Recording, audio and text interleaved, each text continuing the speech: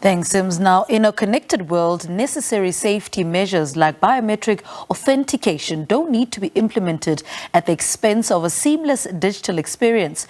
This according to a latest article by iiDENTIFii, one of the leaders in remote biometric authentication and automated onboarding. Now, to tell us more about how this method of authentication and why South Africa's organization and institutions need to adopt it as soon as possible, we're joined on Zoom by iiDENTIFii's co-founder and CTO at iiDENTIFii, Marco Wagener. Good morning, Marco. Welcome to Morning Live. Speak to us more about what biometric authentication is and how it's creating a seamless digital experience for both the consumer and institution. Good morning. Thank you very much for having us. So basically, it is a service that we provide to the consumers in the market that allows them to capture a selfie, take a photo of their identity document, and then we compare the data to the Department of Home Affairs. And by doing this and implementing this service in banking services or consumer services, any online service that a customer would be interested in, we are actually detecting fraud and preventing fraud and ensuring that there's a seamless onboarding experience for a customer. How does that help in curbing fraud? Because I've seen it on the Standard Bank app, something similar where they ask you to take a picture and for your profile. How does that assist in ensuring that fraud doesn't take place? 100%. So that specific instance that you're speaking about is actually our technology. So we're very proud to be partnering with Standard Bank.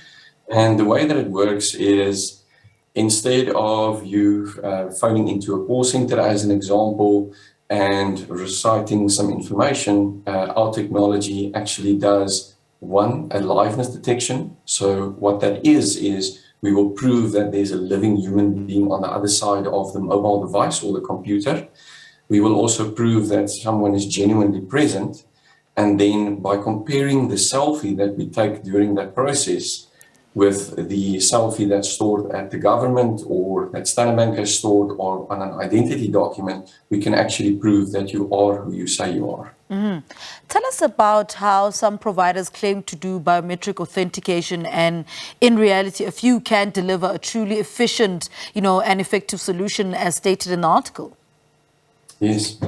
So for some technologies out there, they use what is called gesture-based. So in this case, the technology will ask you to wink or blink or tilt your head in order to pass the solution. So not only does this bring in a lot of friction into the solution, so friction being that it's very difficult for a customer to follow the on-screen prompts, maybe, or it's just a more unfamiliar experience. Our technology, what we do is we've got a passive liveness technology. So you simply position your face just like you would take a selfie when you're on the beach.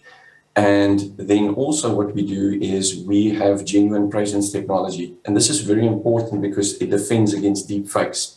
And deepfakes is on the rise. And what deepfakes are is basically where people take images or video content of yourself, and then they actually formulate a video and synthesize words on top of that, and they will play back that to the system. And the system will believe that you were actually trying to onboard or trying to unlock your account. And our technology defends against that. Yeah. Now, take us through how digital transformation shifts, organizations to change into similar platform businesses nowadays. So I think we've all seen that this became very evident during COVID, where people couldn't go to banking branches, people started doing more online shopping. So we've seen these trends really skyrocket across the globe, and especially in South Africa and Africa. And consumers get more and more familiar with using online services. They are familiar with installing apps, popular apps like Takealot as an example, to do online shopping. And a lot of the consumer chains, so Pick n Pay and Checkers, have also launched services in response to and also after the COVID pandemic. So what we're seeing here is there's a major shift to online services, and we really advocate that the right security mechanism should be in place in order to protect the consumer's account. Yeah. Now, in the article, you also mentioned that South Africa's digital onboarding processes, well, are much more sophisticated than many other countries. Tell us a little bit about this. Yes, that's correct. So we are very fortunate to have a government authority who actually has gone through the trouble to store images of individuals who's got very rigorous processes to ensure that the data stored at the government is accurate and of quality. So this is why we've made that part of our platform and part of our service, because we know we can trust the data and the way that it has been acquired at the Department of Home Affairs. And how quickly can South African organizations adopt biometric authentication? Yeah, so integrating our service, we've spent quite a couple of years streamlining that integration process. And I think that's quite evident with the type of customers that we have. We've proven that it can really work and that people can onboard quickly. And it's as quick as contacting iiDENTIFii. It's basically a consultancy. We will then guide you through the process to integrate our technology on your mobile application or your web application that you have.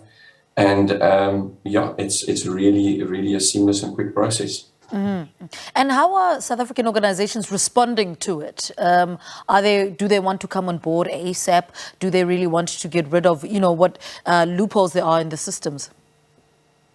Yes, absolutely. So we're definitely seeing a high demand for this service, which makes us very comfortable and very proud, because at the end of the day, it means that South African organizations are taking security very serious. We are seeing that a lot of people are integrating these services, different ways of integrating these services. Although they're not necessarily using iiDENTIFI's technology, they might be on a journey where they use some increased security measures, and ultimately we would see a customer contacting us and then saying, well, we would like to upgrade to the iiDENTIFI service and really bring the world-class identity verification solution into our app. All right, Marco, thank you so much for talking to us. That's the co-founder and CTO at iiDENTIFii, Marco Wagener. And we've been speaking about how biometric authentication is creating safer and seamless digital experiences. All right, quick ad break. We're back after this.